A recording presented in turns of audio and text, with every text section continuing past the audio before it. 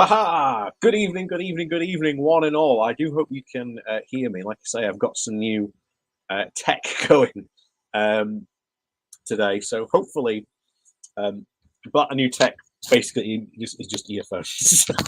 By the way, so that tech is basically just new earphones. So hopefully you can indeed all hear me okay on this. Hopefully, if you can't, please do let me know. I don't want to. I don't want to do an entire live broadcast and no one be able to hear me. Hopefully, you can. So hopefully you can all hear me. I'm guessing you can. I'm guessing you can. Excellent. Good. I've got the okay. I've got the okay. So as always, welcome, one and all, to the Wednesday live stream. Mickey D, evening to you. Cathal OG, evening to you. Colin Thompson, greetings from New York.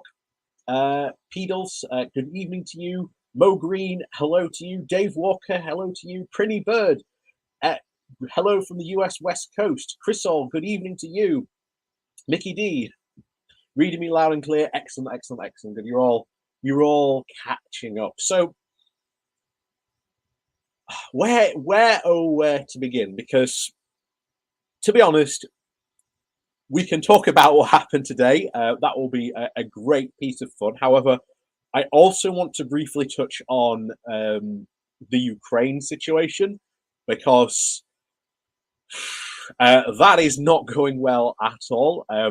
It definitely seems like there is going to be some escalation in that area. I also want to cover Ian Hislop giving testimony today to a select committee, I believe it was yesterday, on on the MP standards committee, which is quite fun to watch. We'll be watching the highlights from that. We're not going to watch the full was an hour and a half that they were there giving testimony. We're going to go over a little highlighted video that someone's made and go over that because, like I say, we could go over it all, but that would be a complete stream in itself to do the whole video. So we're just going to do the brief highlights of that. However, of course, we are going to start off with what happened today in PMQs. But before we do get into that, please do remember to hit that like and share button. That will help get more people into the channel and chat. And it'll be all, again, more people in, the better it will be for everyone. So, Thomas Madden, yes, you are completely right. Johnson is going to go down, and it's just a question of when. But when he does, he will drag the whole red wall down with him. And I've said this before. There is the Tory nightmare scenario where not only the red wall collapses, which basically means the Conservatives lose. If they lose the red wall, Labour wins with a small majority, yes, but it means the Conservatives are out. And that's a victory in my books. So long as the Conservatives lose the next general election, it's a-okay in my book. And of course, the true nightmare scenario is if the blue wall collapses as well as the red wall. And of course, those are the southern seats. Roughly around 100 Tory MPs potentially could lose their seats if they are heavily targeted by the Lib Dems at the next general election. Again, if that happens, we are talking complete and utter Tory collapse. Not only that, very, very recently as well, because Boris has been tanking in the polls, Labour are doing incredibly well in some of the London borough areas where they normally wouldn't be performing as well, which is very, very interesting. Very, very little reported on it at the time because Boris tanking in the polls was far more the interesting thing to talk about. But the fact that they have doing interesting poll numbers in these London boroughs, but again, traditionally it has been very much Conservative dominated. Again, is interesting to think about, and for the next general election, almost certainly, those London seats could provide very, very useful MPs to Labour, again, should the red wall fall, giving them more of a majority and more of a mandate to get stuff done through Parliament, which, again, fantastic news for, again, the people of this country.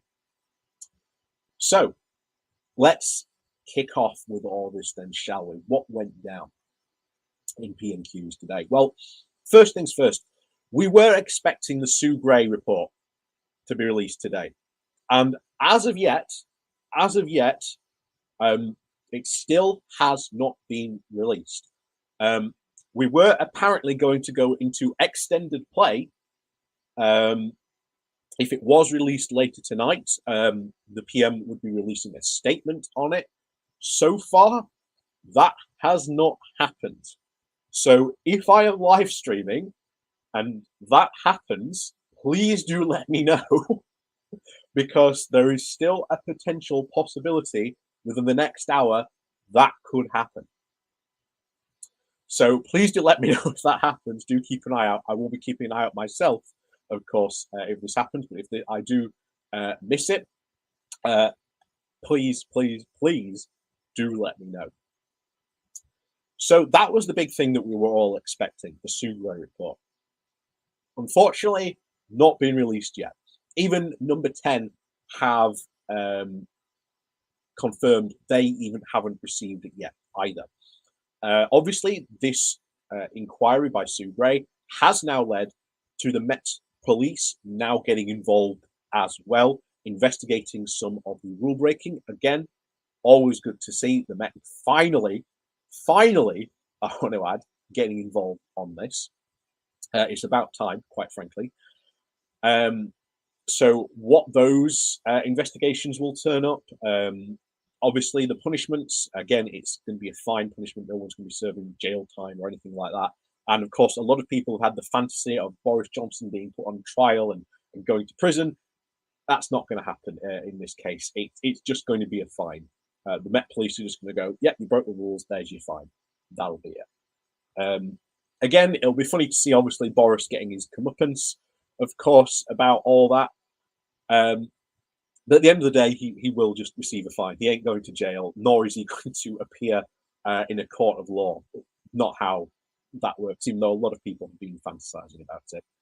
And of course, as I said earlier today in a video, well, just released an hour ago, there are a lot of people out there, especially on the left, who have already been prejudging the Sue Gray report, saying, oh, it's going to be a whitewash. It's going to be whitewash already.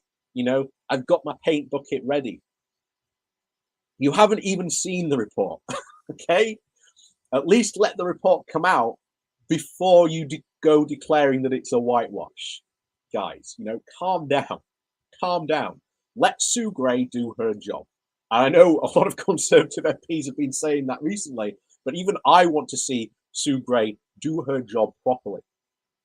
Because as we saw with the Owen Paterson scandal just again a couple of months ago now, that was our system working. You know, Owen Paterson was punished to, again, the full extent of the law, and that was our system working. No one even said that was our system working. That barely even came up in the conversation. But of course, what happens here, of course, is entirely up to the Tory party. Boris Johnson ain't going to go of his own accord. Number 10 have been very, very clear, but of course, he has to be clear about this. You know, it was the same as Theresa May. Theresa May wasn't going to say, well, if I lose my third vote, you know, I'm going to go. Or if, you know, I lose this vote, you know, I'm going to quit. You know, prime ministers have to come across strong. So that was one of the things that Boris certainly did today. He tried to sort of play to his own MPs and come out strong, although it was definitely swinging. Whether or not he was, shall we say, hitting the ball into his own benches, that remains to be seen. Like I say, just because Conservative MPs are cheering Boris, don't be so quick to say that the Tory MPs are indeed supporting. They may very well be, you know, cheering him on the cheering him outwardly, but behind his back, they may very well be still be sharpening their knives, ready to read the Sue Gray report to see what that indeed says. So, that is an actual good point, Mickey. Do you think Mogg is right, and there will be a general election when they boost Bozo out? It's possible. It is entirely possible that the Tories may decide that with Boris gone, they want to try and confirm the fact that they have actually can hold those red wall seats without Boris. Because remember, it was Boris that was holding this coalition together. Indeed, a very, very unusual coalition, because the people in the red wall who won them those seats are not traditional Tory voters. They do not hold very clear to the traditional Tory values, nor do they want that very much this far-right libertarian free market fundamentalism that especially Rees-Mogg and others in the Tory party seem to now want to push. So if another general election does come off the back of Boris Johnson going, then we need to be prepared. If someone has said that, and again, especially Rees-Mogg saying that, then I would say that all opposition parties need to be generally prepared if Boris does go, that there potentially might be a very, very early general election. And we have to be prepared to fight that. So maybe there's a general election this year as well. Who knows? Who knows? But of course, that is entirely dependent on whether or not Boris Johnson basically leaves of his own free will, or his MPs give him the boot.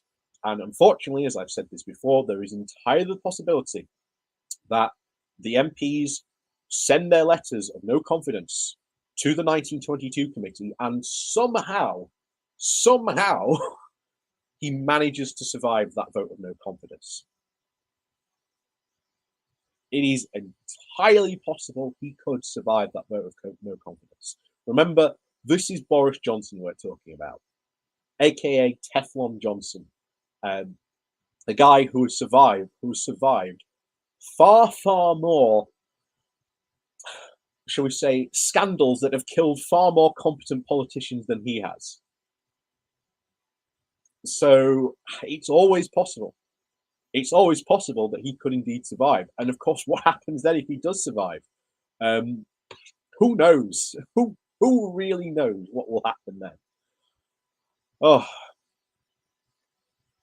but yes, let's get into this. This was from The Guardian, covering PMQs, obviously, today. So obviously the first thing, big one, was Keir Starmer has been calling in Parliament for Boris Johnson to resign immediately for misleading MPs over the Downing Street parties, saying the Prime Minister's continued attempts to try and save his career were causing immense damage to public trust. And yes, Starmer is right. The longer Johnson is there, the more damage he causes to the public trust. And that is incredibly dangerous, as I've said before this week. The more people lose faith in our institutions, in Parliament, in MPs, and I know it's incredibly difficult to try and keep the faith when these type of things go on and these type of things happen.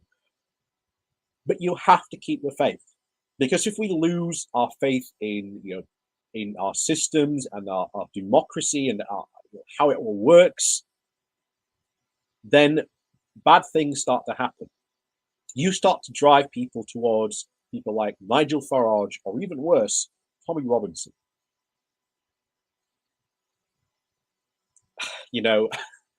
So the quicker he goes, the better it will be for the UK. True. That would be even insane. You are right. It would be insane to have yet another general election. And you are right. Nothing does surprise me anymore. We have reached peak performance art here in the UK Parliament today. It's unbelievable that we've got to this stage. But hey, this is what Brexit has done to our system. And just because Johnson goes, don't think that, somehow someone more competent from the Tory party is going to come and, take his place. Because as I've said before, the two frontrunners are Rishi Sunak and Liz Truss. They don't exactly inspire confidence, in them being PM at all, especially Liz Truss for the gaffes she's made. And Rishi Sunak is incredibly inexperienced when it comes to a ministerial role of that big. So let's continue. During the PMQs, they were so unruly that at one point the Speaker, Lindsay Hall, warned shouting MPs that they may be removed from the Commons. Starmer stressed the decision of the police to launch an investigation meant the weight of evidence about the parties was now clear. And we can already tell, by the way, again, people saying whitewash, whitewash, whitewash.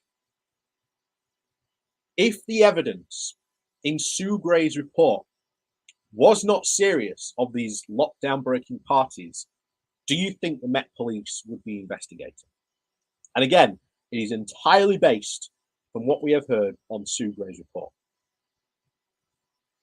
So I really do think the Sue Gray report, when it's released, is going to be an absolute doozy for not only Boris Johnson, but for the rest of the Tory party. And needless to say, it will certainly make for some very, very fun reading. Number 3, hello. Hello, everyone. Hello to you.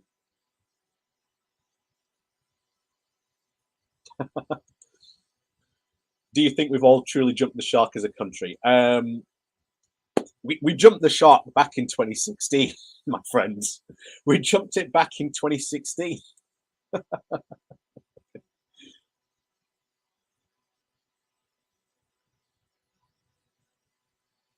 So let's continue. So while Johnson refused to discuss either the police inquiry or the imminent civil service report on the alleged lockdown breaking gatherings, he agreed with Starmer's question that under the ministerial code, if he were found to have misled Parliament, he should resign. And again, it's actually the laws around obviously misleading Parliament. It's worded sort of a bit ambiguously. It's worded as the MP or person knowingly misled Parliament. And knowingly, of course, can be interpreted in a lot of interesting ways.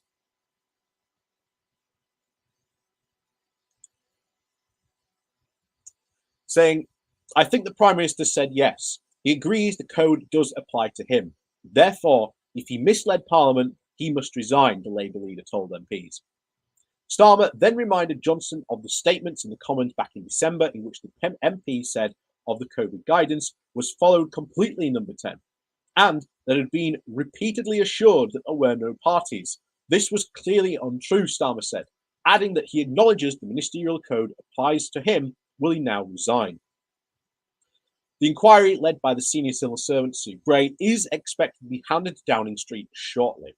Again, we are still waiting on the Sue Gray report. We have been expecting it today. We do not know. Who knows? Maybe it could be released in 10, 20 minutes, 30 minutes time. We generally do not know at this point. We do not know. It could be released tomorrow. Like I say, I will bring you the play-by-play when it happens, and we'll look into some of this probably more juicy, interesting aspects of it all and what this means for the future, because this will mean probably several things and probably kickstart several events. It could definitely lead to a vote of no confidence. And of course, Johnson has said that he is willing to fight the vote of no confidence. So it is indeed quite interesting to see how things could play out like this. So the Met announcement on Tuesday that they would look into the claims has said this was happening because of the little ambiguity about the possibility that COVID regulations had been broken, Starmer said. The police had to take the decision as to whether what they had before them was the most serious and flagrant type of breaches in the rules, he told Johnson. Does the Prime Minister really not understand the damage his behaviour is doing to our country? And he is right. As I said earlier before, this is doing immense damage to our public trust and the institutions here in the UK. And the more, of course, this damages public trust in institutions, the more people are more likely to turn to, shall we say, far more extreme figures. And then that could damage our politics even more should some of these people ever get in. Alexander, good evening to you. And of course, Riku, greetings to you. We come in cake. I was thinking about trying to find some cake that I could eat on stream. You know, at least I was having my cake and eating it too. But I couldn't get any. So,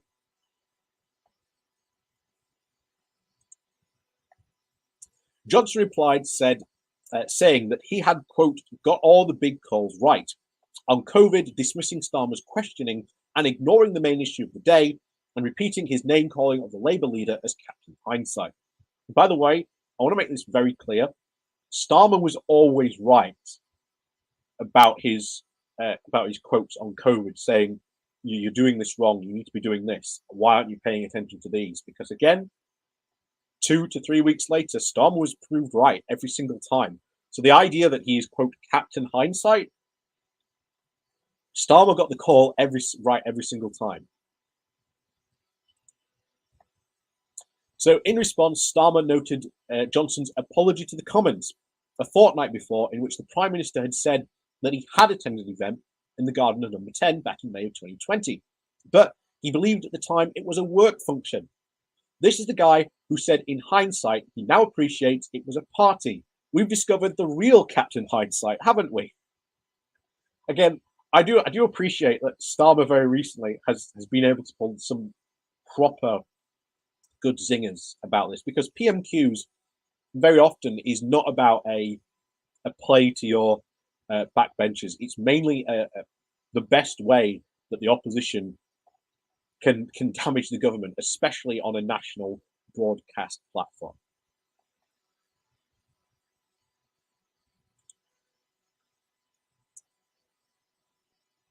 So the efforts to defend Johnson were doing immense damage to public trust, Starmer said, adding the police say the evidence meets the test. Frankly, the public have made up their minds. They know he's not fit for the job. How much damage are the Prime Minister and his cabinet prepared to do to save his skin? Starmer concluded by saying, we now have the shameful spectacle of the Prime Minister of the United Kingdom being subject to police investigation, unable to lead the country, incapable of doing the right thing, and every day his cabinet failed to speak out. They become more and more complicit. Finally, that is important to get across. I said this last week, and I'll say it again. The more the Tories keep Boris Johnson in power, the more we must paint them as being culpable and accepting of what Boris Johnson here has done, and that they refuse to hold him to account, because that is an absolutely fantastic play at the next general election. Oh, you've got this Prime Minister. Oh, you're going to hold him to account. How are you going to hold him to account? You had a chance during all this scandal to hold him to account, which, again, look at all the Sue Gray investigation, look at all the stuff that came out. You didn't hold him to account. How can the people of the UK trust the Tory government to hold a Prime Minister account or anyone else in their party to account when this happened? And I'm sure they'll go, oh, but what about Owen Paterson? They just turn around and go, you were caught red-handed with Owen Paterson. You knew you couldn't keep him for what he'd done breaking the lobbying rules, so you had to get rid of him. But when it came to the Prime Minister, you couldn't, for some reason, face getting rid of him. That makes you complicit in his actions. Even though you maybe weren't involved, you are certainly acting almost as if you approve of his actions. And as I've said before, in this case, inaction is just a sign in this case as a positive assent to what Johnson and the rest of the cabinet indeed were up to in number 10. Johnson, who was then cheered loudly by some of his backbenchers, repeated his charge that Starmer was ignoring the more relevant issues and adding more personal abuse, calling him a lawyer, not a leader. Well, Boris Johnson isn't exactly a leader himself.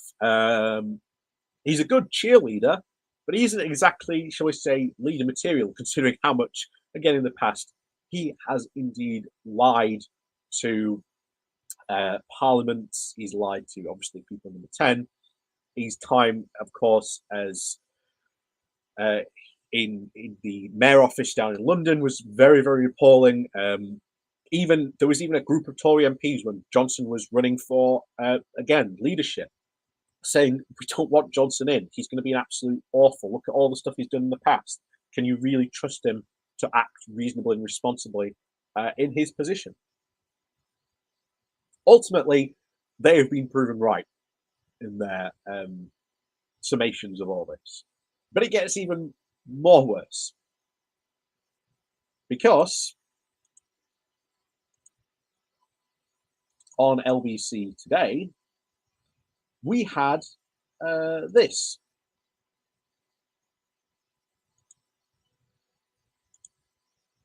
This is James O'Brien's long roundup of all the bad things Boris Johnson has ever done.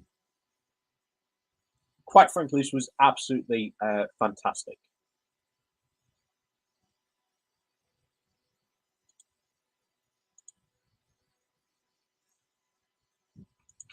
Preface that and sort of end this bit of the programme by running through my list of things that you have asked to be remembered as evidence of Boris Johnson's character and political career.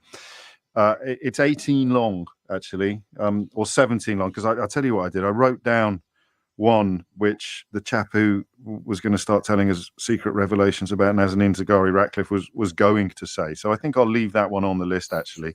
But I can tell you now, there are at least, right now in my inbox, there's 10 more staring at me that haven't made the cut. So these are the 18 that have come up today. 18 points here. How on earth is Boris Johnson suitable to be Prime Minister? You would think, given his past and his actions that he has performed in the past couple of weeks, you would think he'd be absolutely unacceptable in all this. As I've said before, the only reason that Johnson still has supporters, still has people backing him, because they believe that Johnson has that electoral magic. That magic sauce that won them this wonderful majority and won them seats that they'd never ever won before. But interestingly enough, those red wall seats that they'd never ever won before, all those MPs have turned against Johnson. I've said this for a couple of months now. These red wall MPs have been trying to, at great pains, to distance themselves from the rest of the Tory party,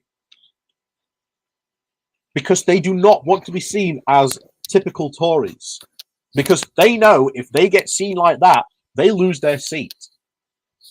Their pitch at the next general election is going to be simply this.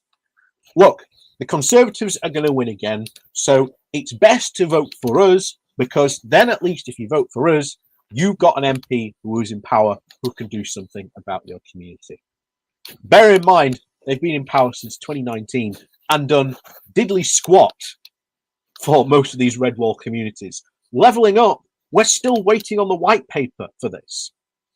Education has been an absolute complete disaster. The catching up fund that was meant to help people, children especially, the poor in some of the poorest areas of the country, to help them catch up, got cut so severely that the head teachers union replied that you are practically giving us nothing. You might as well give us nothing instead of what you're giving us now, because we can do nothing with what you are giving us. That says everything you need to know about the cost. I think it would turn out something like £150 per child, when originally it was meant to be like £2,500 per child. So even more, if you want to level up the country, you want an educated populace. You want them to be educated. You want them to have a good education. But not this Prime Minister and not this Tory party either.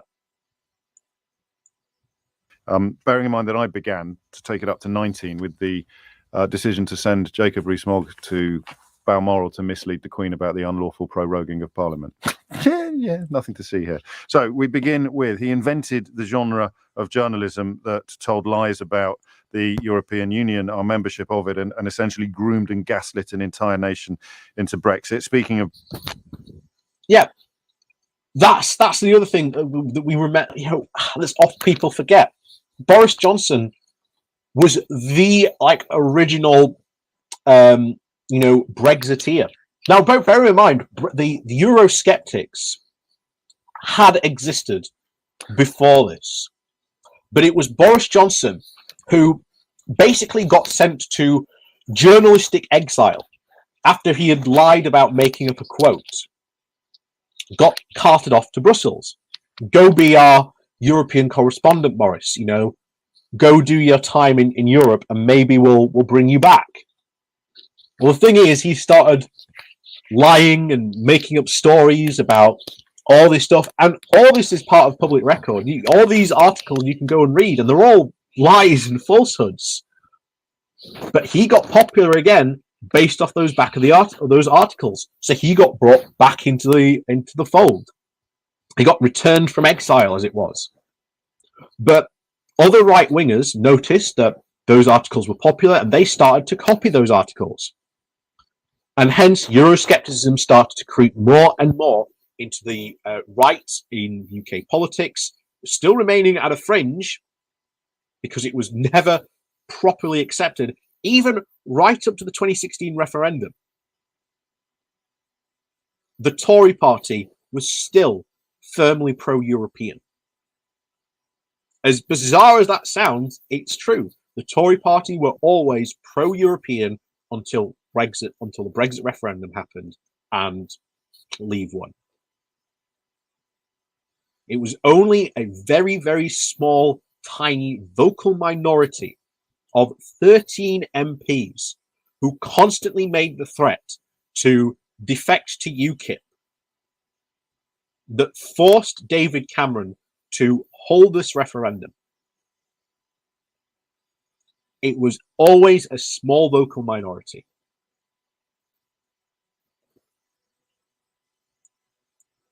Brexit, the 350 million quid conflation with the NHS on the side of that bus, the refusal to continue to help feed the poorest children in the country during the school holidays in lockdown, and then the complete flip-flop when Marcus Rashford rightfully intervened, the consent to Dominic Cummings standing in the Rose Garden in Downing Street, or sitting in the Rose Garden in Downing Street and telling barefaced lies about his trip to Barnard Castle, the claim that the best way to honour the memory of Joe Cox, a passionate anti-Brexit campaigner assassinated by a white supremacist terrorist during the Brexit campaign, would be to, and I quote Boris Johnson, get Brexit done. Again, an insult, I think, to the memory of Joe Cox saying that. It's plain straight up, but again, that was to play to his, the far right of his party now. The failure to review or reconsider his approach to humanity in general and coronavirus in particular after his own illness, his own very, very serious illness, the absence, the caller suggested, of redemption. Nazanin Zaghari Ratcliffe's plight, his contribution to that was to make it worse by sticking his foot in his mouth once again, running away on the day that he could have voted against the fourth runway at Heathrow, which of course he'd promised his constituents in the constituency he represents, which would be most affected by the new runway.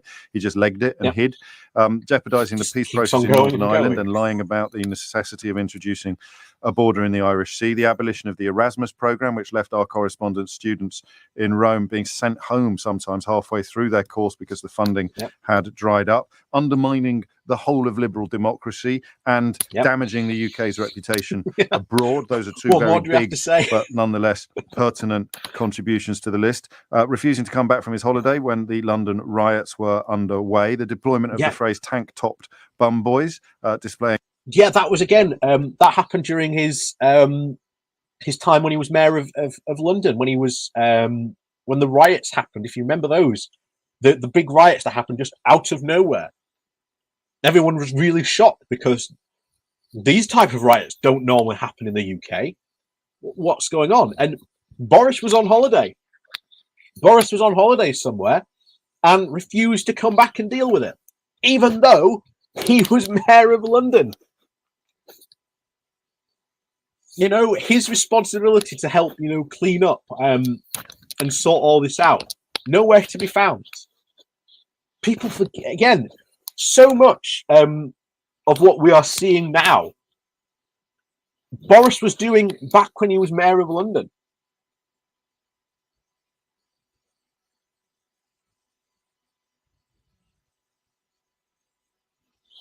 Seems so much like this. It's absolutely unbelievable, but that's where we are now.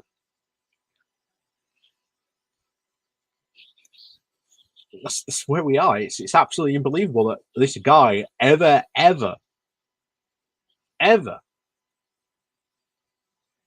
became prime minister.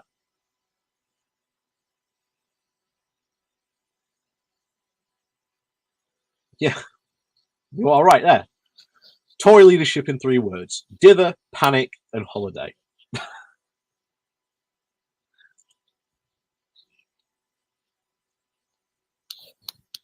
And again, Roll, you are right. He is a goner. It's just a matter of time. He's literally, again, if you ever gone to the beach and you've dug your hands into the sand and you've pulled it up and it just starts seeping through.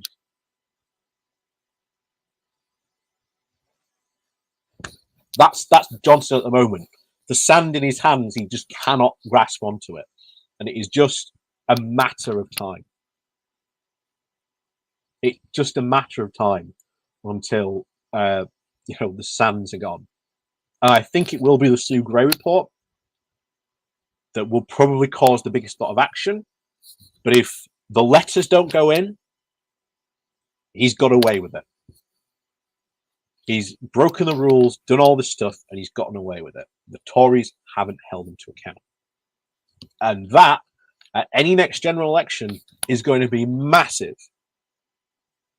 Massive for all the opposition parties. Boris didn't, your Conservative member of Parliament did not hold Boris to account. How can you ever trust them to hold Boris to account again if he does something else, or even more serious about this? What if this comes up and he doesn't do anything about this? The blackmail scandal currently still being investigated and going on. We haven't heard anything about that this week, which I'm quite surprised. But then again, it is an ongoing police investigation, so we'll have to see what that comes up with.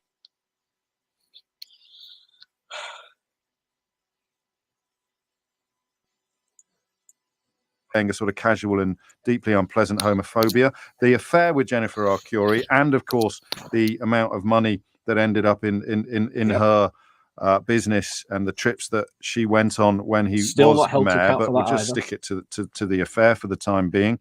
Conspiring with Darius Guppy to get a journalist beaten up, saying to the father of a poorly child that they...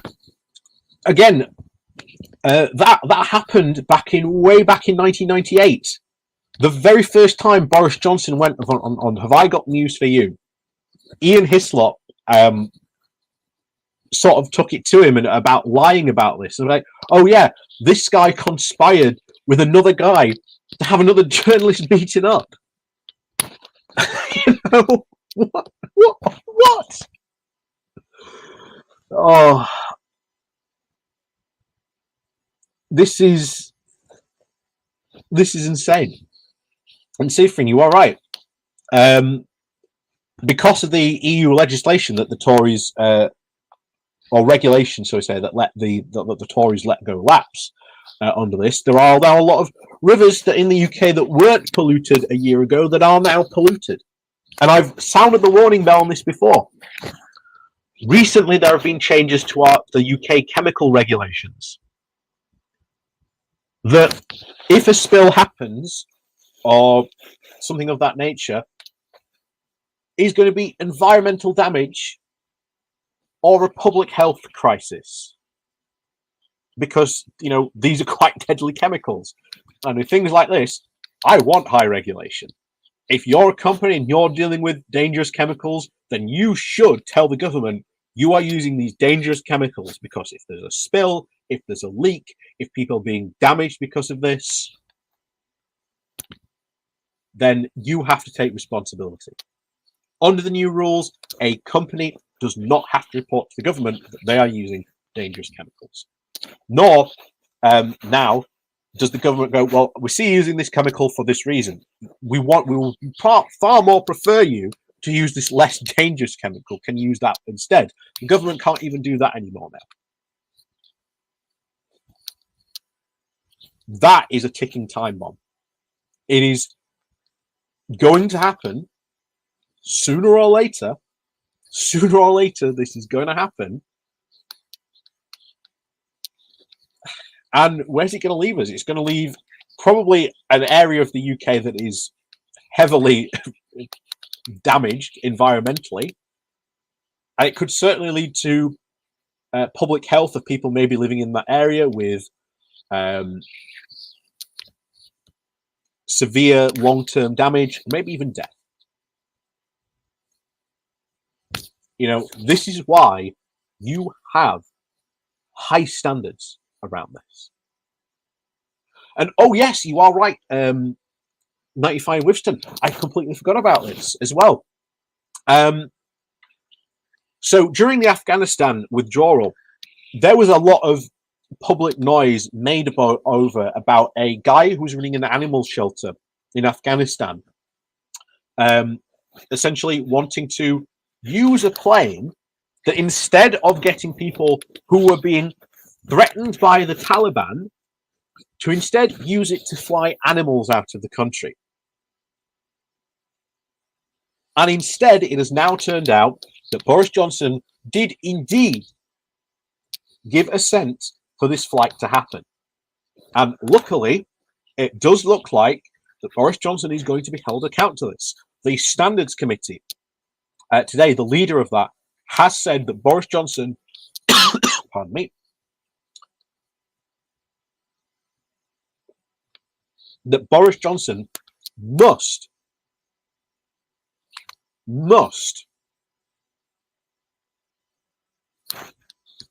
basically turn around and answer questions on this. So that's going to be quite interesting. So, yeah, I'd forgotten about that had happened as well in PMQs today as well. I'd completely forgotten about that.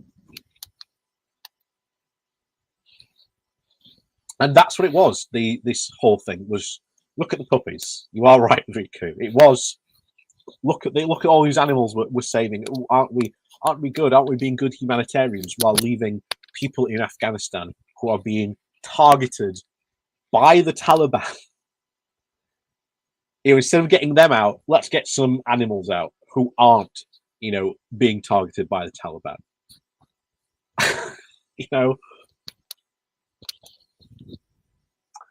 So I think there were no press present while being filmed by the BBC in a hospital. The death toll, which stands at 154,356, and how many of those people would still be alive if he had adopted different policies or displayed more clarity and leadership at the time. And finally, going to court to seek to avoid acknowledging the existence of his own child. Ladies and gentlemen, your Prime Minister. Yep. Ladies and gentlemen, your Prime Minister. How on earth Boris Johnson became Prime Minister, let alone, apparently, as the Conservatives like to remind us, that they have really strict standards about, who they choose to be, MPs of the Conservative Party. Let Boris Johnson be an MP, let alone be Foreign Secretary, let alone rise to the position of being Prime Minister. It's shocking. I can tell you that now. It's shocking. But on to something a little bit more serious now. So let me.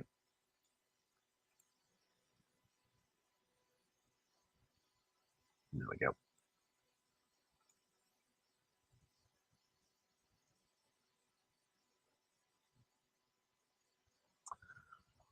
So the situation in Ukraine hasn't gotten any better. In fact, in the last 24 hours, it's only gotten worse. For those of you who know, a brief catch-up, really, to what happened here. Essentially, Russia annexed Crimea, which is, as you can see on the map, this little bit at the bottom. Now, essentially, Crimea was part and sovereign territory of Ukraine. Essentially, because at the time Trump was president, nothing was done.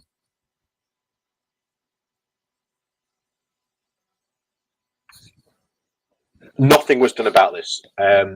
Sanctions were placed on. Trump lifted them. So effectively, Russia managed to annex part of a sovereign country. Now, since then, we've had very, very interesting developments of Russia funding terrorist activities, as well as Russian separatist groups in eastern Ukraine. Basically, Obama was president, yeah. And again, that was more on Obama, again, because he didn't, I think, even go harder on that at the time. So that is definitely a criticism of him. But the fact is here, Putin was allowed to get away with this annexation. So this was not good at all. This was not good at all, the fact that they got away from this. Now, what's been happening in Crimea since then? Well, Crimea, believe it or not, is actually incredibly difficult to actually keep supplied. The best way to supply Crimea is, of course, through Ukraine. Now, bear in mind, just a couple of years ago, there was a bridge recently built. I'll show you on the map. Down here on this peninsula.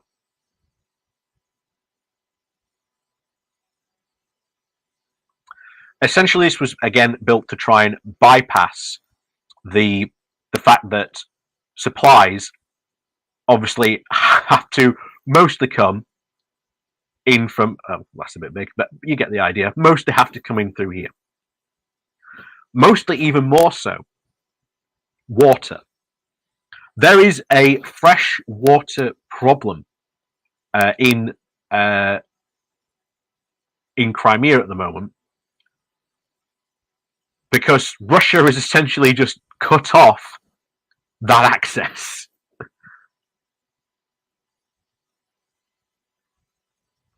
So at the moment, Putin wants to keep Crimea, but Crimea is costing the Russian economy a whole lot of money, because they are having to spend extra money trying to essentially support Crimea. So we obviously get the problem that Russia has now started to put troops all along the border. I'll just draw where they are currently, all along the border here. But also, as we've had a very recent development in the past couple of days, they have now also got Belarus to have Russian troops on their border as well, now threatening not only just the east part of the west of Ukraine, but the west part as well. Now, from all the military tacticians that have commented on this, people who know more about this, Russia's essential plan, if there is to be a serious annexation of Ukraine, is not to take all of Ukraine, because the Russian economy could never, ever hope to hold or even take all of Ukraine. It would be impossible, not to mention the sanctions that Russia would face as well, on top of trying to do that and keep Ukraine as well. It would be impossible. What Putin really wants is quite obvious. I will literally draw the border that Putin would quite like.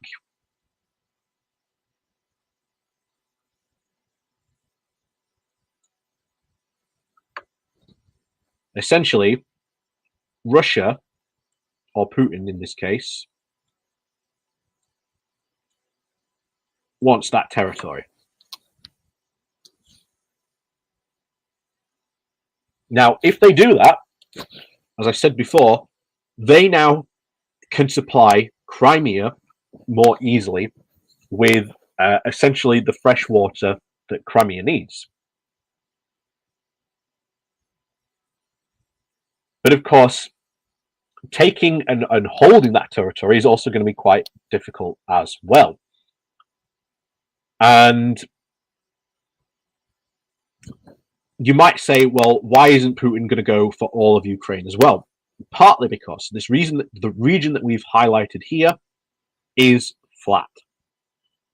This is flat land completely. There's very little mountainous terrain, no valleys. It's all flat. So Russian forces can very quickly sweep in, essentially,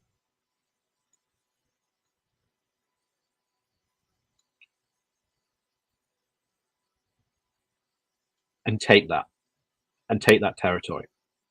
Not only that, this river, this again, it almost looks like it when you look at it from the map. It looks like a series of lakes, but it is actually one continuous long-running river out to the sea.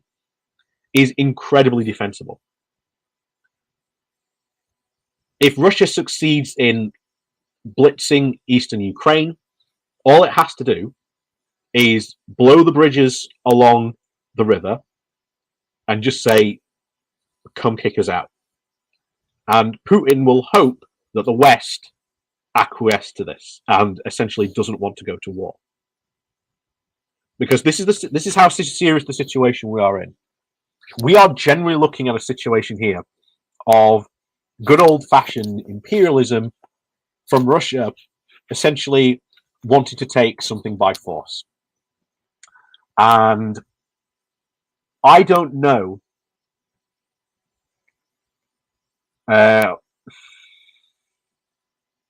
how this generally happens. I don't know how Russia steps back from this, because this has become such a point of pride, obviously, for Putin over this. But of course, the more worrying fact is that there are now Russian troops along the Belarus border. So essentially, now what may happen is we may get this, as I said before, troops coming in from Russia, but also troops now moving down into Belarus. And essentially, what would happen is they would force Ukraine to capitulate And as I said earlier, just change the borders so that they take that land.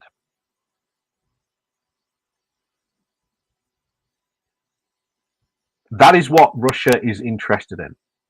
That is what they want to take.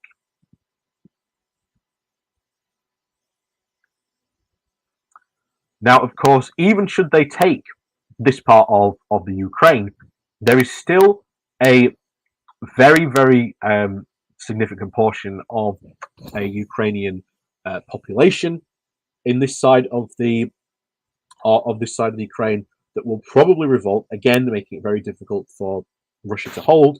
Not again to say the sanctions that Russia will face, of course, trying to do this, but of course one of the other things that I've seen a lot of commenters say is that what Russia really wants is that, and again they can supply Crimea. That's a lot easier to hold, that area there, than all the west, all the east of Ukraine here as well.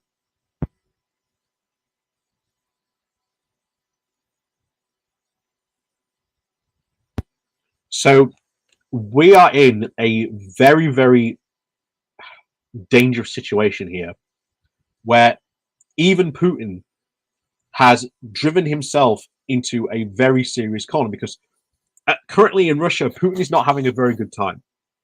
And traditionally, whenever Putin has been in trouble, he's done a lot of saber rattling.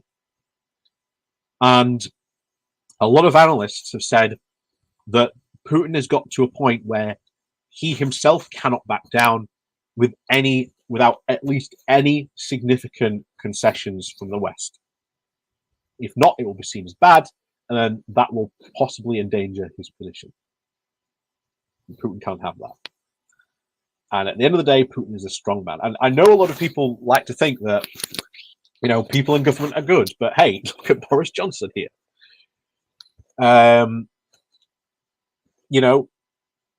We may have gotten into a situation where Putin has got to such a problem that he can't do it. But needless to say, this war is going to be incredibly, incredibly bloody, because apparently Russia has delayed the invasion. Lots of NATO weapons have now made their way into Ukraine, and the Ukrainian army is now equipped with far more modern NATO weapons.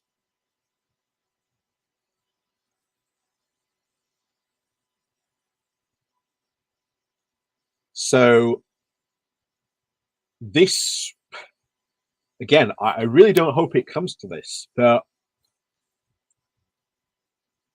this is what we are generally looking at, a potential full-blown war situation. Because again, a lot of the other NATO countries are again very concerned about obviously what this means. There's also another theory that goes in that what may happen is Russia may decide to say, well, we want this not to become part of Russia, but a new country. So again, they can supply Crimea from Russia rather than this way.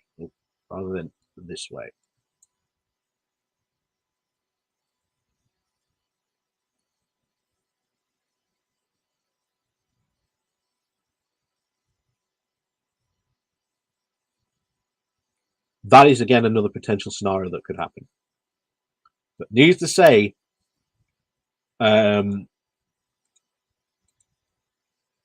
this is really, really not good against this. Yes, you are right. Creating a buffer state against NATO.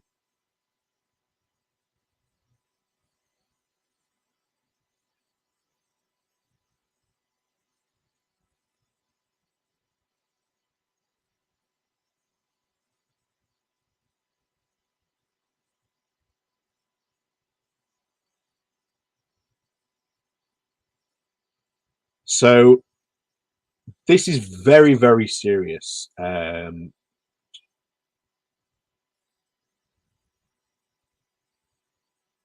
Okay, Matthew Mark Edwards. That never happened. NATO never, ever gave assurances that it would not move west. And bear in mind, this idea that NATO should not move west and the situation that is currently happening in Ukraine are completely two separate issues. I'm sorry, these are two separate issues.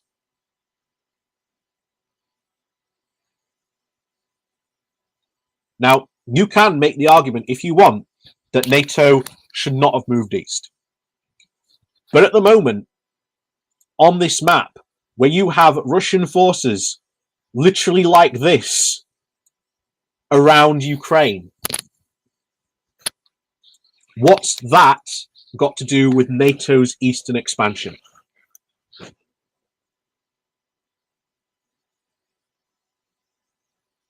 What we are seeing here is imperialism.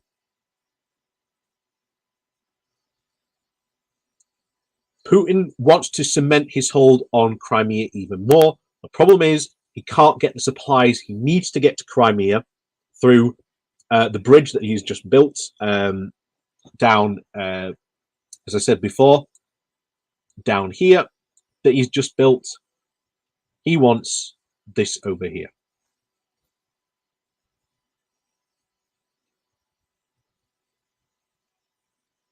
Wait, who is the aggressor and who is the defender? Who annexed part of a sovereign country?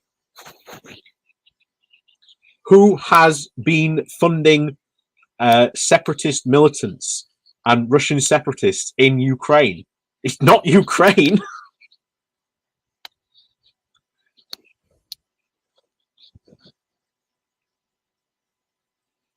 The aggressor here is Russia. It's no one else.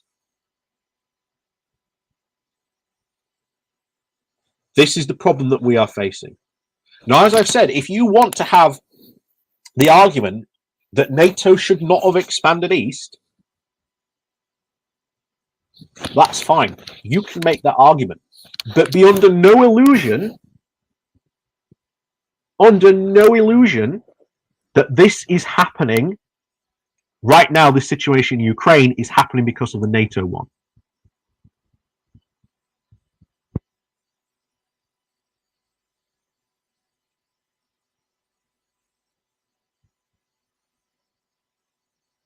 They are completely two separate issues. We should not obviously want this to happen. I would far more prefer a diplomatic solution is reached.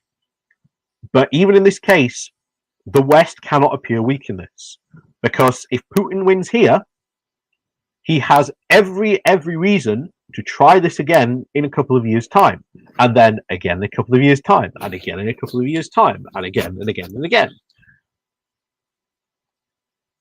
You should also be very, very aware that the Baltic states, Latvia, Lithuania, and Estonia, ever since Crimea was annexed, have been on a potential invasion warning from Russia.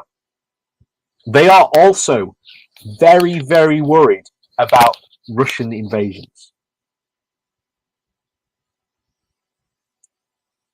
You know, if Russia takes eastern Ukraine, who's to stop them from taking Latvia, Lithuania, and Estonia as well?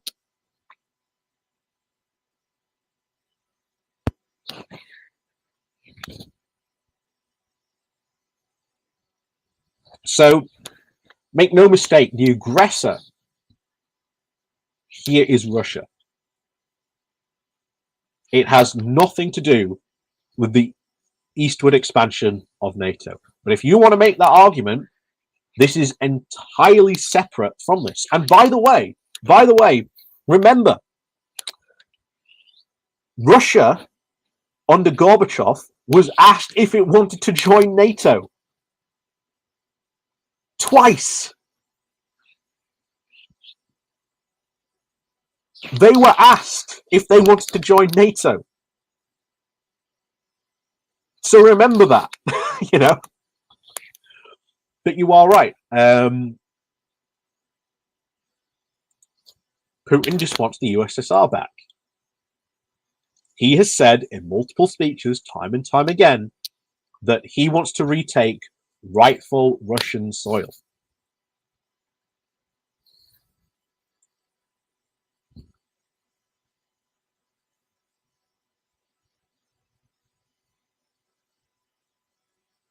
This is very, very dangerous.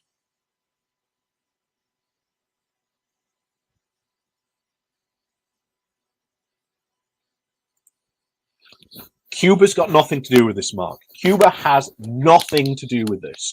We are talking about the current situation now. Russia has placed a lot of troops along the Ukrainian border.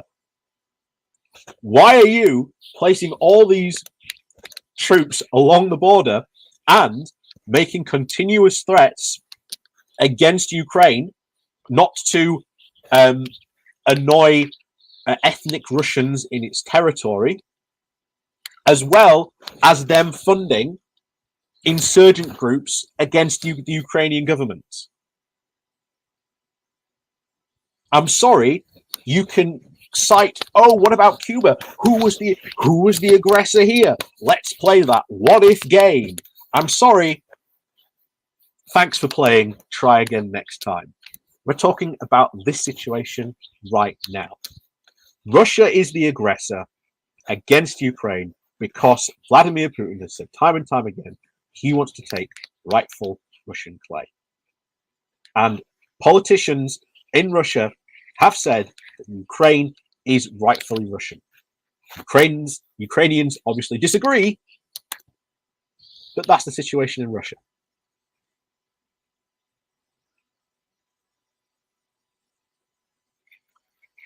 And like I say, the potential scenario is Russia dashes as fast as it can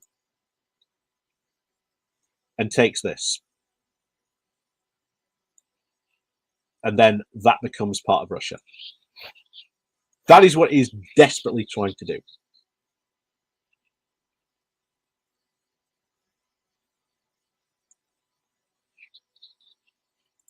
But Mark, Russia is not moving missile systems into Mexico. Russia has amassed divisions not only across its own border with Ukraine, but across the Belarusian border as well.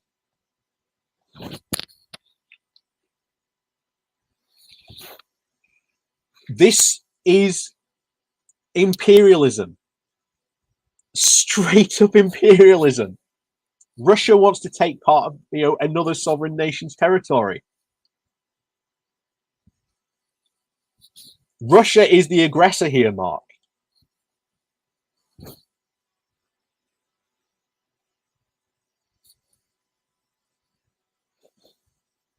I'm sorry, they're the aggressor. End of story.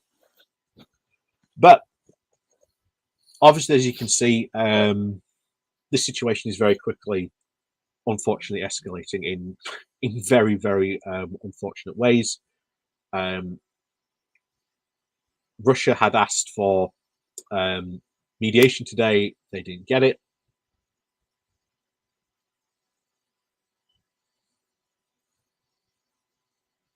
We've got, again, big problems when if this all kicks off. This could very, very quickly spiral into quite a big conflict. But needless to say here, do not make any assumptions that, oh, Russia's only doing this because it's worried about NATO expansion.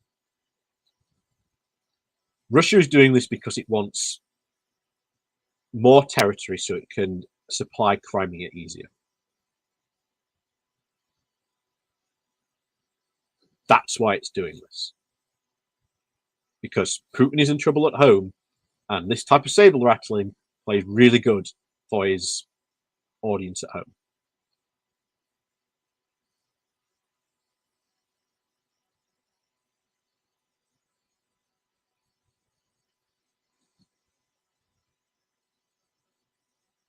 That's essentially what we are at the moment.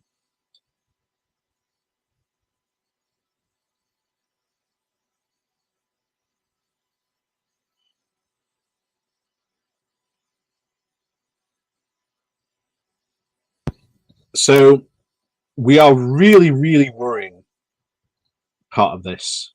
But hopefully this doesn't escalate more than it has done in the past. In the past 24 hours, like I say, there have been significant developments across this front. But like I say, if you allow Putin to essentially do this, or essentially create a new border state here for essentially the express purposes of, again, supplying Crimea so that he can cement his hold on Crimea even more, primarily because, again, Russia wants the military port in Sevastopol to have access to the Black Sea, which means that they can threaten the Mediterranean. You know,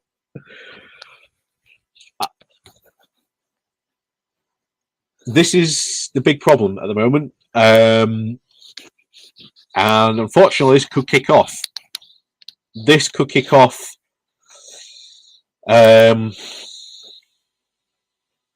very, very quickly, unfortunately.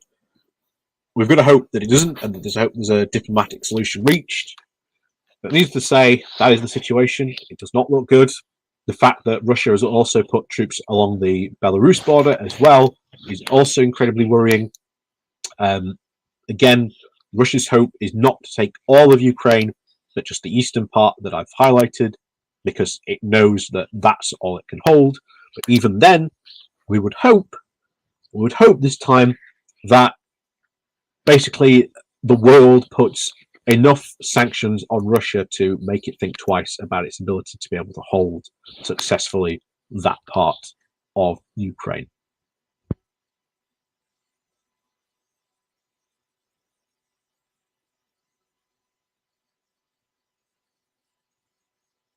So that's the situation that we're in Ukraine. Doesn't look good.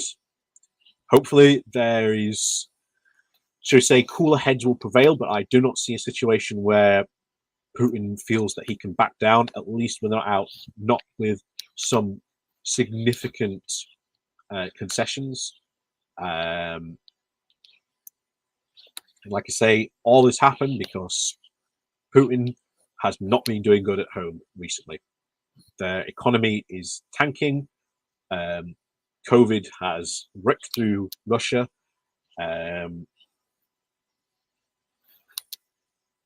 Nothing very good, should we say, is going on in Russia at the moment. But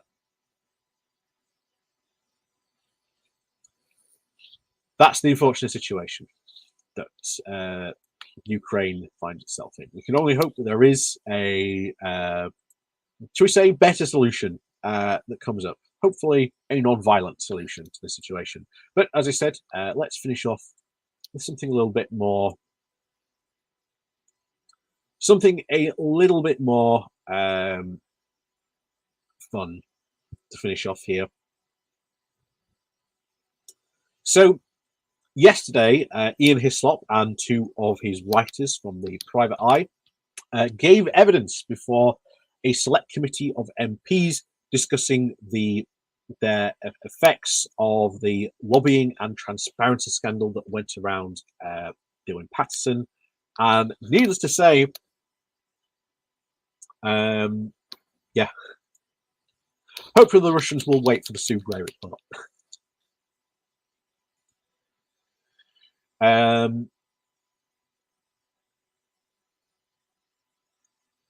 This was quite funny to watch. Like I say, if you do get the opportunity, do watch the whole thing. It is quite fun. But we will be watching the highlights of said committee, because Ian Hislop embarrasses these MPs, not to mention the two Tory MPs that are sitting on this committee, who decide that they're going to ask some very, very bizarre questions of both Ian Hislop and his two members giving evidence here before the committee today. Well, yesterday. Right, colleagues, welcome. Mr. Hislop, I should declare, obviously, that I have sat next to you at a dinner previously, so I have met you before. Right, but I don't have think no that need memory of it.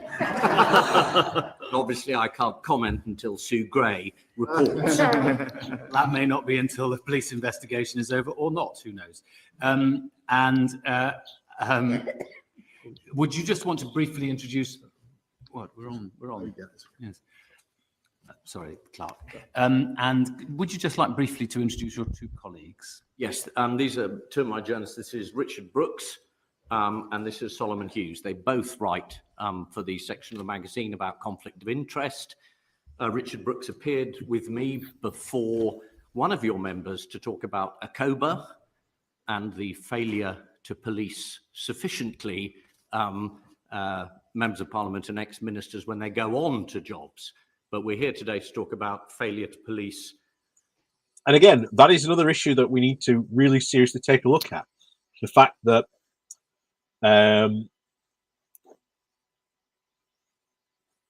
MPs, after their time as an MP, do go on to join companies, sometimes where they've had no experience in these types of areas where these companies are concerned.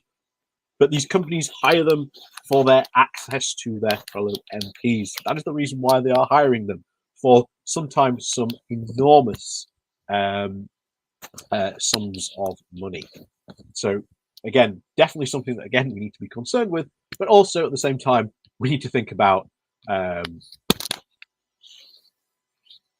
we also need to think about the current state, the lobbying state, and why, should we say, MPs get all these rather expensive gifts. One excuse you'll get in a bit about some football tickets from Heineken, and the MP seems to give quite an excuse for this. So let's continue on this.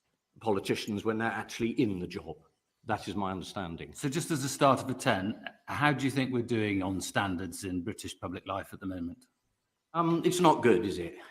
I would say that obviously it's good that we're here at all after the Prime Minister's cack-handed attempt to actually demolish the whole system. But since we are here, post Owen Paterson, I think we have to admit that the system failed in that Owen Paterson had obviously no idea he was breaking the code, and a large number of his fellow MPs decided that they had no idea either, and that the whole system wasn't working. And I think we do, and my colleagues will come in very quickly here, we have to redefine the term lobbying, and we have to incorporate some of the proposals that you've made, except make them harsher. Just ask. I do agree with Hislop there. The current rules, when an MP gets caught, they get, the maximum they can have is like a 60-day suspension. I mean, they can't vote, but they can still, obviously, still perform their MP duties. But essentially, they can't vote in Parliament for that time. Now, obviously, that is quite, again, something quite serious. But to effectively, this seriously needs tighter rules and, quite frankly, tighter punishment around this. Because if you've got tighter punishment, then these MPs are certainly going to know they don't want to break the rules, because they know that the punishments will fit the crime and that they will do the time. And I think they need to really extend the punishment on the lobbying rules and essentially define more of what lobbying actually means here, because that would help out a lot when it comes to regarding public life here. Ask you about one of the things that's sort of around in the ether is about people who had perhaps legitimate conversations with companies when they were in ministerial office, but then when they left ministerial office, then joined the company employed for them. Have you got evidence of that? Do you think that that's a key issue that we're not addressing properly? Well, I mean, we've given evidence before about exactly this, and presented evidence about people who've had jobs in specific areas and then gone on to work with companies who benefit from government contracts. I mean, there's absolutely loads of it. And I will say the same thing is, what do you think these companies are paying the money for? Yeah, exactly as I said earlier. What do you think these companies are paying the money for? It's an investment to bring that MP into your company, because then you gain access to them, and then they have access to other MPs, and then they gain all these lovely, wonderful government contracts, very lucrative government contracts. But that's the exact situation here. You think they're chucking it away? I mean, and when politicians declare their interests, I mean, why do they think these businesses are paying them this money? Why did Aaron Patterson think he was being given all this money? What, because he's so brilliant? I mean, again, I think the public is very sick of being taken for fools at the moment on all sorts of level. And it's very sick of being taken for fools on this level. If you're taking money from a company. Thank you very much, Cathal OG there. Due to Bronson's Brexit, students were sent home mid-Erasmus course. Very petty and benefiting no one. Can you add links to the two clips, please? Yep. Sure. Hold on.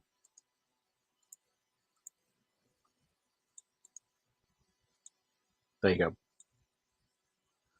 Link in the chat for the video that we're watching at the moment. But yes, thank you very much, Cathal OG, for your super chat there. Thank you very much, as always. What are they getting out of it? Which is why the earlier answers from both of my colleagues was, at least print the contract, tell us what you're being employed for, and let's have a look at the minutes of the board meeting.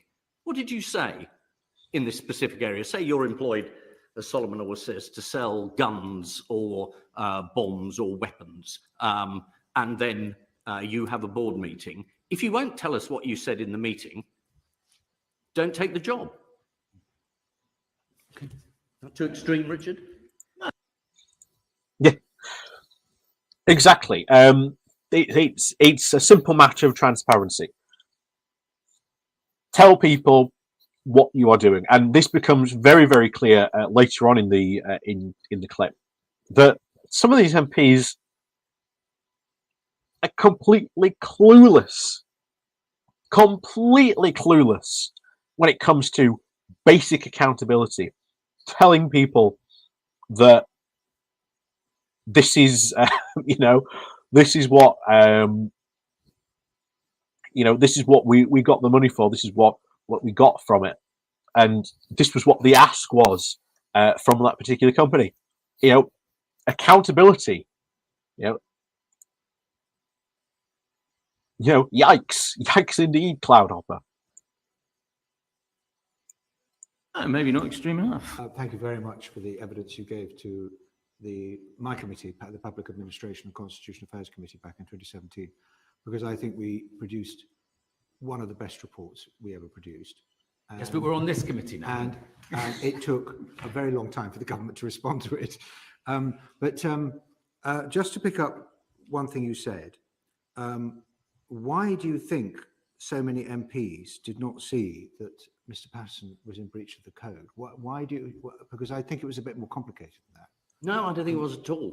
And this is quite interesting, because it basically comes down to well, you're an MP, and you aren't aware that you're breaking the ministerial code. Why aren't you aware of this? What on earth do you think you're doing? And it comes down to the fact that, should you need to be told that you are lobbying and that you are, you're taking this money? Well,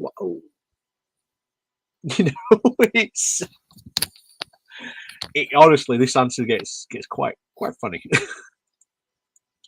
and I'm sure your chairman has views on this. I mean, the investigation was incredibly thorough. He was given every opportunity to respond. It was absolutely clear he'd broken all the rules. The public were quite clear that he'd taken the money and he'd lobbied. And the MPs were whipped into this ridiculous bill. But why do you think so many MPs didn't think he had broken rules? Well, do you want me to go into why they obey the party whip? No. I mean, you're MPs. You could explain to us. I'm independent enough. I hardly ever obey the party whip. I vote with my brain. But a Conservative MP admitting he votes with his brain. Maybe there is a brain among the MPs in the Tory party. Who knew? Who knew?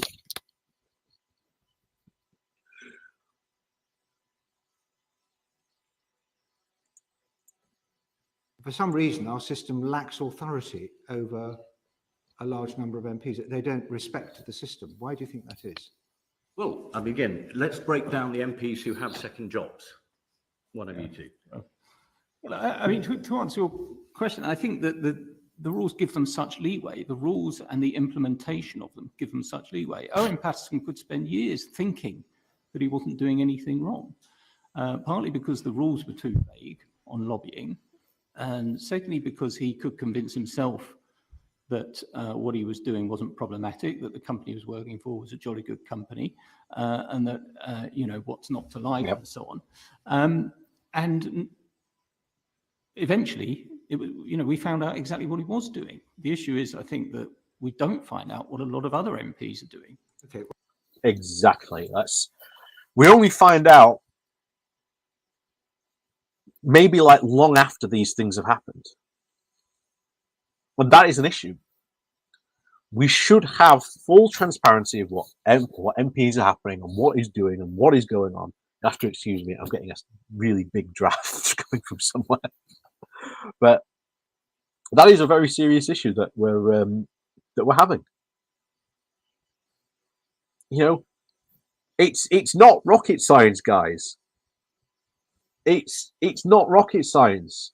If a company comes to you and offers you a rather large amount of money or a large amount of, shall we say, gratuity for something, they're going to want something in return. This might be, again, a second job, in which case, quite frankly, the board meeting minutes should be published and all your activity within that company should be made public. You know? Simple as that. Well, and I'm sure we'll move on to questions about transparency I want to keep this and so on, but that's the issue. I mean, we have lots of rules. Mr. Paterson was in breach of the rules. And let's just take his case.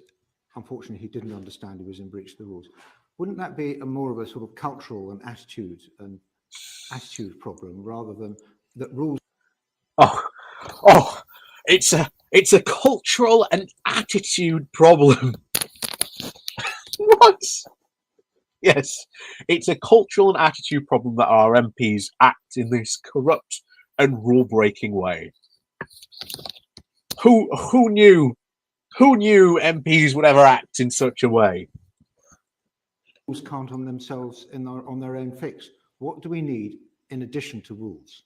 Well, we need the rules to be tougher, and you need to police them more toughly. Okay, but you can. Again, it's not a hard ask. It really is right. Ian Hislop there gets it right.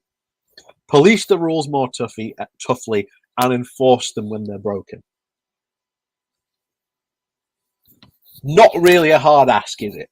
And I've said next election, a big vote winner would be an anti-corruption bill, bringing more stricter rules, more defining the rules around lobbying. You know, so what MPs can't get away with, getting rid of MPs of having separate second jobs, because quite frankly, MPs get paid quite a lot of money, certainly well above the average wage here in the UK. you know, they should not be taking second jobs. I would far, far more prefer that MPs, shall we say, focus on the job they got elected to do, which was be an MP of a particular country, and then maybe the cabinet role they get put in charge of, etc., etc., etc. Not a very good adverb, more stringently. Well, you can police rules tougher, and you have tougher rules, but lots of people will carry on gaming rules. If they think the rules are the only issue, and they don't understand why the rules exist, what the principles are behind the rules, you're not going to change people's attitudes. Well, that's just depressing. The idea that politicians are so innately corrupt that they won't understand public anger at what they're doing, and none of them will obey the rules. Well, it happens in public service. Yeah, that's again very worrying that you think that MPs are that corrupt that they just won't obey the rules. Again, it's not a tough ask for more, policing of these rules. Like I say, this committee will ultimately file a report, but I don't expect Boris Johnson to do anything serious about this because it's Boris Johnson. And, the Conservatives, even if whoever replaces Johnson, they're not going to take this report seriously either. They're not going to do anything about it, let alone respond to it in a timely manner. That happens in we're talking about MPs here. It happens in journalism. It happens in lots of professions. Yeah, but fortunately, this committee is not looking into us. We're having a look at you. It's not an attack on you. I'm just pointing out there are lots of that actually to change. To improve the attitude towards the 7 principles in public life, we require far more than rules. Wouldn't you agree with that? Well, you want a moral shift in the quality of people who become MPs. I can't do much about that. Well, how about having more conversation in the workplace about why we have rules, what the principles mean, and how we should be setting the best example? God, why do you have to explain to a new MP why he shouldn't lobby for a company that's taking government contracts? Exactly. Why would you have to explain to an MP about that? Why on earth would you have to do that? Isn't it obvious? Of course. Like, maybe if it's a new MP, maybe there is a justification for they're new. Maybe they did something by accident, weren't fully aware of the rules. But Owen Paterson was a veteran MP from a very safe Tory seat. He wasn't a new MP by any stretch of the imagination. Why isn't that blatantly obvious? Same reason that you have to sit people in the financial services sector down to courses and exams. Why the Solicitors Regulation Authority encourages firms of solicitors to have discussions about ethics. It's because it's a fundamental fact of human nature that we are born savages and we have to be trained to be civilized human beings. Right. Can we leave the ethics and go on to the practicalities of what you can do? So I thought this was all about ethics. I thought that we wanted to make this... No, I thought you wanted a philosophical discussion about the fallen human condition, which again... You say you've got to vote in an hour. I think I will drop this line of inquiry, Chair, because I'm not getting very far with it. But if you look at the numbers, which these guys... Again, Tom Nelson, why would I have to explain to a year 7 pupil that cheating in a test is not acceptable in secondary school? Yeah. It's pretty obvious here that that's one of the Tory MPs. We're probably about to, I think, get into the second Tory MP in a bit.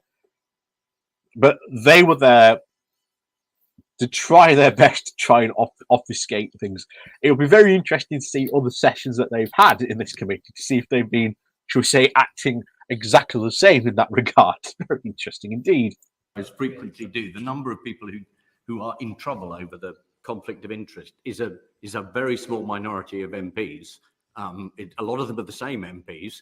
A lot of them are usually from the party that's in power at the time, which gives you a clue to what the businesses are spending their money on. And they don't involve the headline figures of, oh, she's a nurse. she's a doctor. That's ridiculous. Of course it's ridiculous. That's not what the problem is. The problem is this top layer of people who get jobs which are not related to their skills. They're saying, would you like to work for, a nutrition company? Would you like to work for a laboratory? Are you a scientist? No. What are you? I'm an MP who's willing to take the money. Well, that's a skill. It's just not good enough. Paul.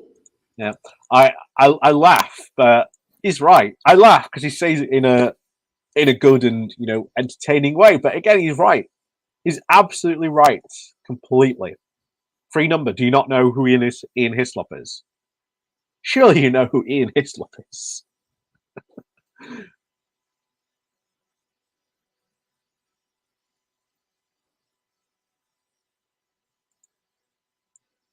like to move away from lobbying, if that's okay with you. Mr. Hislop, you were quite complimentary about the way the Owen Paterson affair was investigated. I was. Yeah, the Commissioner did a great job. We reviewed it appropriately and we produced a report. In terms of regulating the MPs, what is your assessment of the House's standard system perspective, good and bad? And what do you think the public's perception of it is? And what would you do to improve it? Well, the public perception is that, was this the tip of the iceberg that we were lucky to be told about? If Owen Paterson was happily doing this, what else did we miss? Ian Hislop would make a very good political editor for the BBC.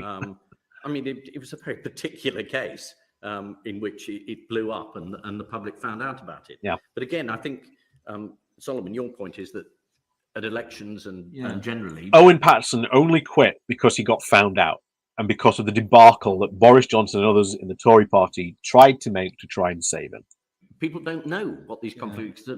I was going to say, because the theory, the sort of transparency theory, is that MPs have a second job and that brings extra experience and that informs their work as an MP, and it's properly registered and it's put to the electorate and they may decide. But that's not actually what happens. If you look at it, very often MPs take second jobs after they've been elected. So it's not put to the voters. I mean, I looked at some of the more eye-catching ones that are caught in the newspapers, and so Chris Grayling took his 100,000k job with that's very true. Former very true, Mike. He took it with a port operator Hutchinson, but he took it after the election. Former deputy. Yeah, again, he's listing off like the number of MPs that have got second jobs after they've become MPs. So all of a sudden, see, they're getting second jobs that they would not have got if they were not MPs. Like I say, it should not be a mystery as to why they are spending all this money, these companies spending all this money on MPs. It's to win very lucrative government contracts and essentially the access that they have to their fellow former MPs. That's how it works. Yeah. I don't even have one job. Vote me into office. I need the money. Very true, dude. Run to be an MP. That's the way to get a job. Get people to vote you into it. That's the way to do it. But gone are even the days of this, of being, going into being an MP for just the idea of public service and serving the public good. Gone are those days. Yeah. Not many. No, that is something that I wish more people with science degrees did. That they did go on to become MPs, but they don't, unfortunately. But I did wish that more people with not just higher level science degrees, but just higher level degrees in general did go into becoming MPs, even though they're probably going to say, well, they all went to, Eton and whatnot, got all these, top-notch degrees. It doesn't seem to reflect in their capabilities. Doesn't seem to reflect in their capabilities, especially most of the Conservative ones. Prime Minister Damien Green took his 40k consultancy to private rail operator Abellio after the If you election. forgive me, I think you're doing what a lot of MPs do and not answer the question. The question was, what do you think of the House of Commons Standards Committee? How would you improve it? And Well, I mean, he's the saying point, sort of the point that is that the public perception is very important, that there is a house, there is a standards committee, and there is a standards process whereby if MPs do, contravene the rules, there is a regulatory body and a regulatory process. I think what Solomon is saying is one of the things you could do is say to people, you need to tell the electorate when you're campaigning, you say, the reason you should vote for me is because I work for a hedge fund. And not all the time, obviously, and I won't devote too much time, but I'm pretty matey with a lot of hedge funders, so vote for me. And then 2 months later, if you take a job with the hedge funds and you haven't declared it, your committee should say, time to put that on the record. Next time you stand up in the House, you say, before I say anything else, I should say, I've taken a job with the hedge funders, and obviously it won't influence anything I say about tax, wealth, creation. That's what's supposed to happen now. Or policy. Yeah, what's supposed to happen now, but it doesn't. Because MPs aren't, shall we say, being transparent as they should be, which is a big issue around this, which we will get into later on this in this video. Probably easily the biggest point about all that.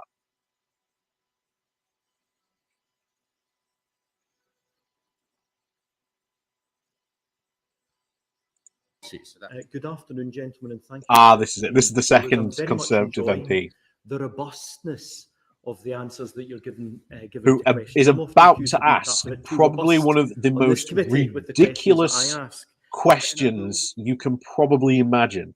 His question is completely ridiculous. In your answers, I suspect that you're being robust, in particular, Mr. Hislop, because like me, you have a real, passionate, deep love for our democratic institutions. Am I right? A deep love of what, sorry? Of our democratic institutions. Yes, why are you wasting such time like that? I'm sorry, that's a time-wasting question. Yeah. Which is why I found it so depressing earlier to imagine that none of our representatives were capable of marking their own homework. Yeah. I mean, you probably remember at school, teachers sometimes gave out the test you'd just done and you passed it one to the right. So another fellow pupil was marking your homework. Never did it. But the point is, the point I'm making from the television programs that you've done. You are right. Number 3, it is about enforcement. It really, really is about enforcement. That's what it comes down to. Enforcement, not only of the rules themselves and the policing around it, but then having, I think, tougher sentences for MPs that break the rules. Not what we have now, because that would almost certainly discourage a lot more MPs from breaking the rules. Almost certainly discourage a lot greater number of them from breaking the rules. I've always felt that you've come across as somebody that actually cares very deeply, even though you come across with a lot of humour, a lot of satire, but you come across as somebody that genuinely cares about Britain. Am I right? I'm not. Where's that question going? Ian Hislop asked him where he's going with this, but even I'd be like, I don't understand where you're quite going with this question. I'm sure flattery is allowed on this committee. Allow me to build up the line of questioning, but am I right? Yes, Do you yes, have a deep love of Britain, yes or no? Yes. Thank you. It says, the questions I'm going to ask you are to do with process. Yes. And I'm going to ask you to detach for a moment the emotion, because I'm very keen, and I'm a stickler as a lawyer for process. And I've been uncomfortable as a member of this committee on some of the processes that we adopt, regardless of the substance of the cases that we have to deal with. I've just looked at your Wikipedia site, never a site to go to for any facts, but it says here that Mr. Hislop is reputed. Why are you going to Wikipedia to ask him a question? What? If I was the committee chair, I'd even be asking him, I'm sorry, I'm going to have to stop you. What is this relevant to the question? Because he doesn't have any here. Probably the most sued man in English legal history. Your lawyers must be very happy at that thought. But the point that I'm going to make is this. Imagine the scenario where a claimant makes an allegation against you and takes the matter to court. And the claimant presents the case against you, and you present your defence. and then the judge goes into chambers and invites the claimant in whilst the judge is deliberating against in respect of the claim made against you. What would you say to that? So this MP has just been brought up by that by a comment earlier. He really thinks he's asked an incredible gotcha question. He really genuinely thinks he's asked an absolutely killer question on this. He is literally about to fall flat on his face. Get ready. I'd say, where is this analogy going? What would you say in such an analogy? What would you say to that? Would you suggest that where are you going? Well, with I'm this? asking you a question of natural justice. Would you say that that is? Is this the Owen Paterson case? Are you No, saying no, the process was abused? I'm not going to talk about the substance of cases. I'm asking about process, and I've got serious questions about process from which I would greatly appreciate serious responses for a moment. Alberto, I think you need to be a bit more direct in your question rather than This analogous. is a serious response. Okay, so at the moment, the House of Commons. I love that. I love that. He's fallen absolutely flat on his face. He's fallen absolutely flat on his face to a point where the committee chair has stepped in and said, okay, you need to ask definitely a more direct question. And the MP's going, oh, but I need you to act serious. I need a serious response from you. And that's a terrible accent I'm doing about this MP. But that's the closest I can get to it. That's terrible. That's terrible. But that is generally the situation that he's in. And he's just fallen flat on his face. And Ian Hislop's just gone, yeah, I am responding to you in a serious way. Yeah, he's just fallen absolutely flat on his face. Through standing orders, created this committee of 14. And one of our roles on this committee is as a disciplinary body. It's a committee of 14 people. We also, through standing orders, created the Office of the Parliamentary Commissioner, currently held by the excellent Catherine Stone. The issue I've had with my colleagues is not about individuals, not about cases, but about process. And it's this, that presently the person that investigates claims against MPs is the Commissioner. That's her first role. The second role that the Commissioner has is to adjudicate as a first instance decision maker. She will decide whether or not an MP has breached the code. If the matter is deemed serious enough, she will have a third role, and that is to present the case before this committee against the MP. And at that point... This is such a long and waffling question. It's unbelievable, but you've got to answer this. But after the submissions have been made, the Commissioner comes back into the committee during our deliberations. That's the fourth role, as an advisor to the committee. And I have felt through my 2 years on this committee, regardless of the substance of the cases, regardless of the personalities involved, I felt as a matter of process that that is wrong. Yes, this is indeed a question. That does not comply with natural justice. What would your view be on that? I don't really have a view on that. I mean, if you think the processes are unjust, you should sort that bit out. I mean, really, I think we came here to give evidence on what you can do to improve the regulatory part of it, the access for journalists, and the basic adherence to the morality of it. I'm sorry, I was not prepared for a question on that sort of process. And again, if we're short of time, I don't really have it. Sorry, either of my colleagues? No, but I do think that, you know, the evidence of the Owen Paterson case was that a committee of MPs can do a good job. I think it's important that parliamentarians do resolve these problems. And I agree. The Owen Paterson, obviously, scandal did show that there were a lot of problems with this process. But overall, the MPs did a good job. They found Paterson guilty. They gave every chance for him to defend himself. They went through the process and they still found him guilty. And it was Boris Johnson and some other Tories who decided they wanted to save Patterson that eventually got into such a state that he had to leave. So let that be the lesson in that scenario. Transparency provisions work. I think we understand that they're not, you know, that the technology doesn't enable transparency. We are pressing the House authorities to make some investment in improving things. I feel like I'm 30 years too old to know what actually would be the best approach to this. You know, Ethan earlier probably has better ideas that would never occur to me. But are there things that you would like to see, either in terms of the technology or the content? I think the technology may be solvable. The transparency bit requires people to say who this company is and what the company does.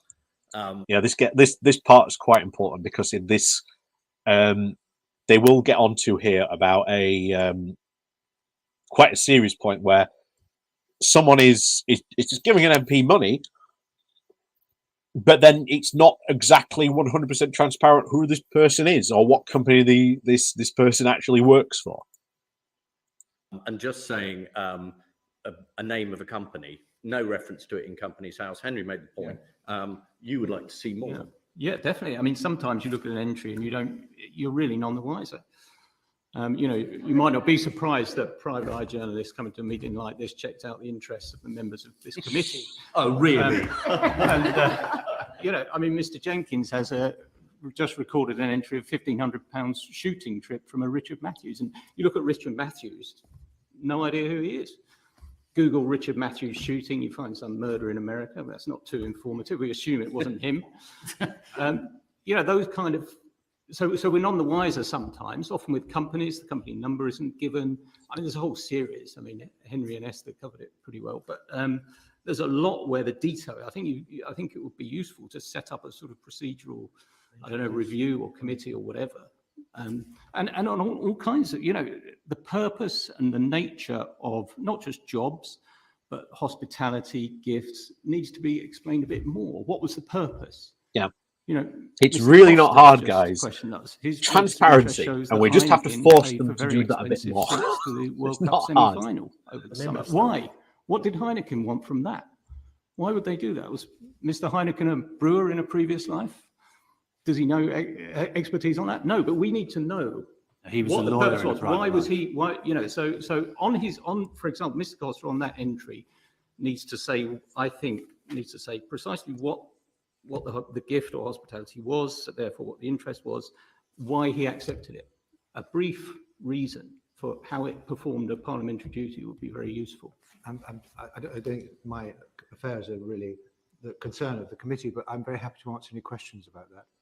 But it's there on the record. And yeah, but it's not. But it's very difficult. Well, it is on the record, but it only says a person's name. Doesn't say where they're from. Any journalist, any constituent can ring me up and say, "What's all this about?" They could. Yeah, that's yet another step. They should be able to just look at it. But it would.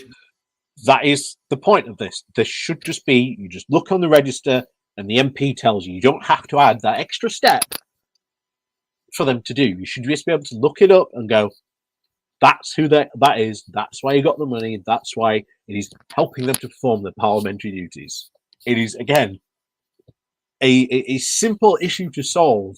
But for these two Conservative MPs, it's bizarrely very difficult to get or even grasp that notion. It would help your processes if you put a little bit more detail, and then no one would have to be suspicious. We have a common interest in sailing, and he's a constituent. And as a matter of policy, I always declare gifts of that kind from constituents. That's right. So it's a gift from a constituent. Yeah. What's his business? Is that important? Okay. I'm not going to engage in that any further, not least because I don't know what you're going to say to me. But I'm coming to you just a moment, Alberto. You would expect these journalists to have done that and to say these are good examples of just not enough information, we don't know. And historically, I mean, both of the work that Solomon and Richard do, you look at the companies who are spending the most money, and they're not the good guys. The people who really are shelling out money. Yeah, this is again quite typical. The people who are shelling out money, as he said there, to buy the access to these MPs and to buy their maybe even their votes in Parliament. You know, vote this way for us. The tobacco industry, gambling industry, which is very, very interesting. The gambling industry is paying a lot of money to lobby these MPs. That is very interesting to know. We might want to find out why, for example, the gambling industry is paying out all this money to MPs. Why are they doing this? To MPs come from very specific lobbies. You know, we're in a very old building. It was the sugar lobby a long time ago, you know, and then it was the tobacco lobby. And, you know, the gambling lobby is pretty strong now, and there are plenty of others, and the lobbies from the financial world. Again, I don't think any of this is hugely complex. It is pretty much who you think it will be, and they're doing what you think they're doing. Alberto. Thank you, Chairman. I think the evidence you're giving is quite persuasive, actually, and I'm very grateful, I say again for a second time, that you're appearing before us. As Bernard correctly said, we're not here to discuss individual cases, but you referred to an entry in my register, and I'm going to seek your advice, because this was the situation I was faced. I never accept hospitality, and I didn't.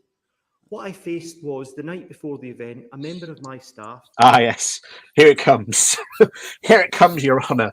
It was the night before, a member of my staff. Get ready for it. Here comes the excuse. Phoning me up, who had been working extraordinarily hard over the COVID period, saying to me, Alberto, you know I'm a football fan. You've received an email and it's inviting you to this event. I'm not a football fan. Alberto, can I go? What should my response have been to that hard-working member of staff, in your opinion? I would say you would refer him to the Prime Minister's excuse that all his staff are incredibly hardworking and therefore deserve a drink at the end of the day. There's lots of people are hardworking. You might have thought, oh, this free ticket should go to the nurse in the ICU ICU department. I'm being frivolous, but I'm just saying it's not a very good excuse. Well, it's not an excuse, it's the fact. But you're using the fact as an excuse, and I'm saying I don't think it's terribly convincing. Right. So on the second... I don't have to say too much about this video, because Ian Hislop's just doing the job for me. He's completely skewering this MP on this. But like I say, we are still awaiting the Sue Gray report at this moment in time, and like I say, that could be very interesting, to say the least. So it is time, as of course, caught up to us as it always does. But as always, like I say, thank you everyone for joining us this evening. Has been, as always,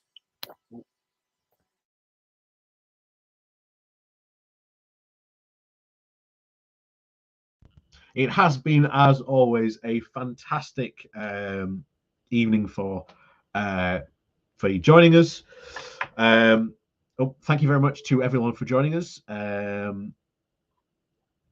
As always, like I say, I think it was a good way to finish off, considering we had obviously started off talking about PMQs and today's events in there. Like I say, I was expecting, like most people, today for the Sue Gray report to be published. Has now obviously been delayed. We don't know when that will be released. It could be tomorrow. It could be Friday. Who knows for that? Oh, thank you very much for your donation there. Thank you for my live stream. Thank you very much for your contribution to that. Thank you very much.